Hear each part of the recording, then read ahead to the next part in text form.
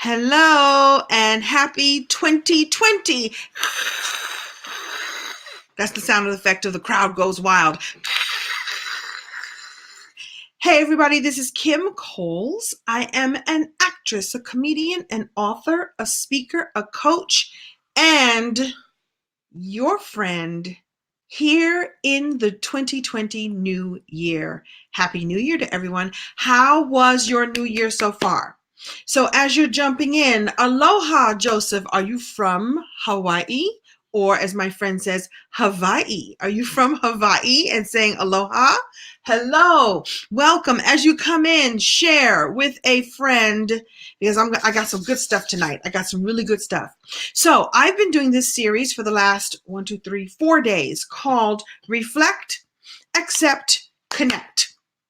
Reflect, accept, connect. And for the last 3 days, we've been doing a lot of reflecting because 2019 is gone and 2020 is here.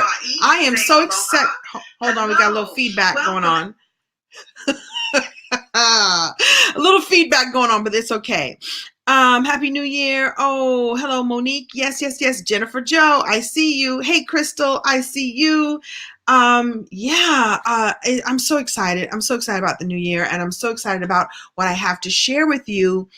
And I'm so excited about the new year. Can I say again, I'm so excited about the new year? So share this with a friend because I've got a powerful message to share about reflecting on what was. That's 2019. Reflecting on what is, which is 2020. Accepting the best version of you. And accepting what you want for yourself and then connecting to the best version of you. For those of you who may not have joined in on day 1, 2, or 3, I explained that the term accept and connect means a lot to me because I travel a lot, and every airport I go through, when you want to click onto the Wi-Fi, it asks you if you want to accept and connect.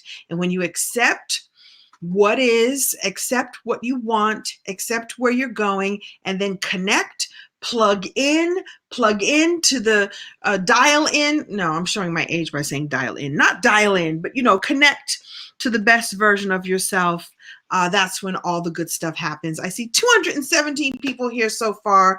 Welcome. Yes. Love and light is what I offer all of the people coming in. Oh, I love this. Okay. So tag a friend and share with your network. Thank you. Please do. Okay. So let me just do a quick little review. The last couple of days, this is how it went down. Hold, please. Oh, I take this seriously. The first day was about your challenges. What are your challenges? What went wrong in 2019? I don't like to say wrong, but what were your challenges? The next day was all about what was the lesson what was the lesson from the challenge that you had? The next day was what was amazing? What went well in 2019? And today we're going to talk a little bit more about the lesson that you learned about what went well. There's always a lesson, there's always meaning, there's always more perspective for you to find, dig up, enjoy, experience, look at. What was the lesson that you learned from your success? And I talked a little bit about this yesterday when I said that actually, you've heard the phrase that success leaves clues, number 1.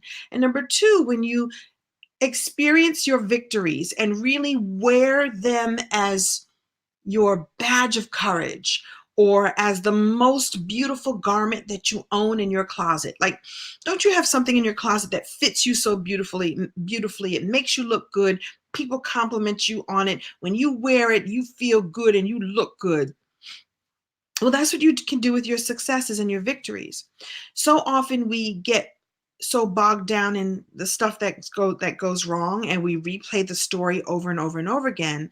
I want you to begin replaying the story of what worked well, what went well, and to review the lessons in that, because you can repeat it. You can totally repeat those successes, and you can take successes in one area and apply them in other areas. I truly believe that when you are good and confident and you're victorious and you're strong in one area of your life, you can apply those same principles in other areas as well. So I want you to examine where, what happened in 2019 that went really well. And let's now talk about 2020. What do you want for 2020? And I have a bunch of questions for you. And then we're going to talk about our word for the year, or our theme for the year. So I'd asked everyone to bring a journal with them to this experience, or if you're watching the replay, get these questions down. I may come back and actually post these questions. Where am I? I am in Los Angeles. I am in Los Angeles in front of my very busy bookshelf. Okay, so here we go.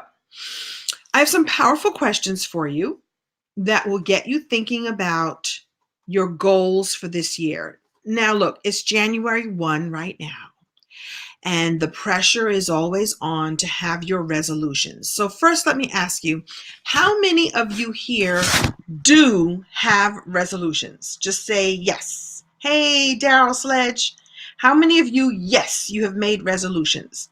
And if you'd like to share some of your resolutions with me and with the group here, please do. Share your resolutions. I know there's a little bit of a delay. Do you have a resolution? Have you made resolutions? And if so, what are your resolutions? So I see Chrissy saying more prosperity in 2020. I'm going to ask you later on how you expect to go about getting that prosperity happening. You know what? I don't have a cold. So what I have is my sinuses are misbehaving because it's really dry in Los Angeles and my system is calibrating.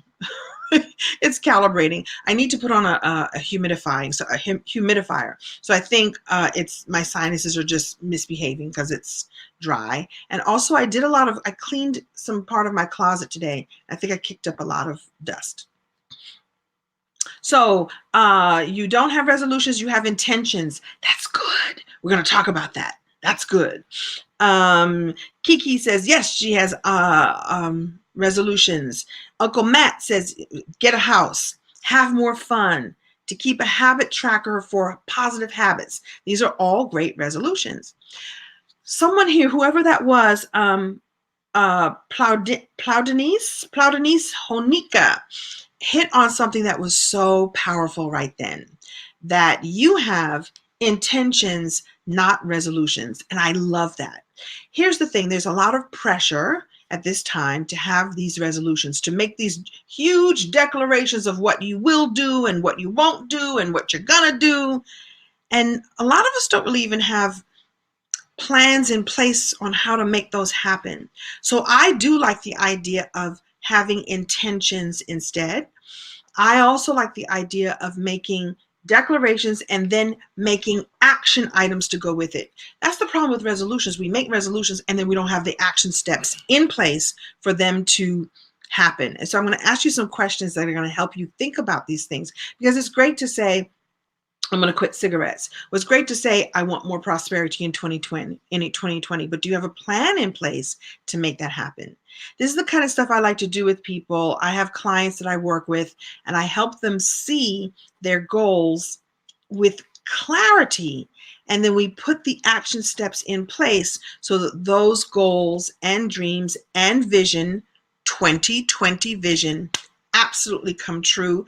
And then you have success, and then you get to wear the success as if it's a beautiful garment. Do you see how this works? Okay, good. So here's a series of questions, and I'll come to that piece later. Okay, here's a series of questions I'd like to share with you that get you thinking about your goals, your dreams, your vision for 2020, your intention, your resolutions. I don't like that word. 2020, Laddie says wants to be more loving. Oh, that's so easy to do. You just do it. You just step in and do it. But let's talk about it. So the number one question is, what do you really, really want? What do you really, really want for 2020? I don't mean your resolutions. I mean, what do you want? At the end of the year, when you look back on your year, what do you want to have happened? What do you want to feel? What do you want to experience? What do you want to have created? What do you want to have completed, started, and completed?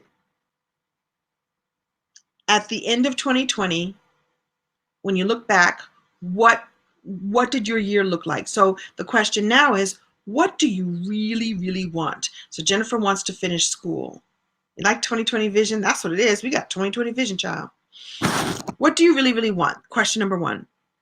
Question number two is, why do you want it? What is your why? What is your why? It's very important to connect to that, because when things are not flowing the way you'd like them to flow, reconnecting to the why of everything is going to be the thing that resets you. When January 1, you've put these visions and dreams and goals and intentions and resolutions in place, and on February 23rd, when things have gone a little off track, if they go off track for you, and by the way, statistics say that they do go off track for most people, connecting to your why you want these things will be the thing that gets you right back on track. You must have a very powerful why. I'm going to stop and look at some of these answers, but I'm also going to keep going because I want to make this a short training and presentation for you, because I want you to be thinking about it and come back and watch this again. Somebody wants to build their cheesecake business. All right. You really want to accept yourself in a way where you could truly be happy with your choices. Very good. I love this. I love this. By the way, I think that that's actually what a resolution is. It's really a decision. You just make the decision and then you get in action on it. And we could talk about that too. We could talk about that. So the next question is, how committed are you to getting this thing? How committed are you to feeling how you want to feel at the end of 2020? Knowing your why gets you there, but how committed you are to it really seals the deal. It really locks you in, because you got to be committed to it. You got to make a promise to yourself and keep it. I'll be honest with you and say there have been plenty of times I've made promises to myself on January 1 or December 31st, and I fell way off the wagon because I wasn't really committed. I didn't put steps in place to prove my commitment to myself and prove my commitment to the thing I wanted to do. And so how committed are you to this feeling that you want to have at the end of 2020, to this thing that you want to create, to this love you want to have, to this weight loss you want to do, to this new job you want to get, to this whatever it is you're calling in? How committed are you? It requires commitment, which is a decision. Get it? Okay. The next question is, what do you need in order to make it come true? What do you need? What resources do you need? And I'm going to come back. I think it's tomorrow that I talk about resources, tomorrow or the next day, where I'm going to talk about the importance of resources. What do you need in place? Do you need supportive friends? Do you need to join a group of like-minded individuals who you all work together towards a goal? Do you need to hire a coach? Do you need to tell your mate that you need more support? Do you need to tell your mate that we need to communicate better? What do you need in order to make this dream of yours, this vision of yours, this declaration, this resolution come true? I'm going to take a sip of tea while you answer. Daryl says he's so committed that he has moved himself out of the way. Let me tell you something. Daryl, that's it right there. That is it right there. That's actually the number one commitment. You got to move yourself and your limitations out of the way. I know you do this all the time because you're a successful producer. I know you know what to do. Everyone, do that. Move yourself out of the way. Move your fear, move your limitation, move your doubt out of the way, and you will have a clear pathway to the thing that you want, to the things that you want, to the prosperity that you want, to whatever it is you want to create. Get yourself out the way. Get out the way. And you get a clear path to what you really want. This is great. Chrissy needs the support of friends and a coach. You need a coach. If you need a coach, you're happy to help. This is what I do. This is what I do with my clients. I love helping people to connect what it is they want, the why of what they want, and to get them there. Good, good. You want to open a beauty salon. Good. You know what? I don't know where you're based, Ronaldo, so I can't give you advice on how to open a beauty salon where you are, but I bet that you can do the research and the homework if you are committed enough to make it happen. Yeah, it very well may be difficult. It's difficult to do it everywhere, but I know that if you are committed to this dream and if it's part of your purpose, you will make it happen because it's really not impossible because people open businesses all the time. I know you can do it, Ronaldo. I know you can. So the next question will be, and I think I touched on this before, how will it feel at the end of the year when you have achieved that thing? When you're looking back at what you created, that book that you've written, that weight loss that you've created, that love that you've created, that more loving relationship, breaking up a relationship, how will it that's not working for you, getting rid of toxic relationships, starting that beauty salon in your country, Ronaldo, how will it feel at the end of the year when you have taken some really strong steps to get yourself there? Get yourself out the way, as Daryl said. How will it feel when you got yourself out the way and you let success run free on your road to success? Does that make sense? All right, Judy is 100. I shall be 100% committed to my businesses this year. I'm so happy for you. I'm so happy for you. And I'm happy for us because here's the thing. When you have a dream and you fulfill it, you give the rest of us permission to do the same. We're watching you. I'm watching you. I'm watching you live up to the potential that you know you have. Live up to the possibilities. Live into the possibilities that you have. And when you do that, I see myself in you. And other people see themselves in you as well. It really is the key that people don't talk about, that when you do these things and it feels like it's for you, it's actually for everyone else who's witnessing you. It's for your children who see mommy or daddy follow their dream because they know that they can do it too. It's for your communities to see that you can make things happen and you made something happen. Even if you just moved 3 small steps, it's 3 small steps in the direction of where you want to go. Cut to now, my magic question is, what is your theme for the year? Okay, so I saw a meme earlier that was really cool on Instagram. And the meme was, it's one of those I said what I said kind of years. Remember when Nene was on the Real Housewives of Atlanta? I think it was the reunion show. And she said, I said what I said. We laugh at that. We laugh at that phrase. We laughed at that moment of her, being strong and how she felt about something. I said what I said. But there's something in that. When you say what you mean and mean what you say and you stand behind it, you cannot be moved. When you say what you say and mean what you mean and put the action steps in place to make something happen, I said what I said. You could change it to I did what I did. I do what I do. I am what I am. You are convicted. You are committed to your dream and to your goal. So it is one of those I said what I said kind of years. And we all know that words have power. You've heard that before, right?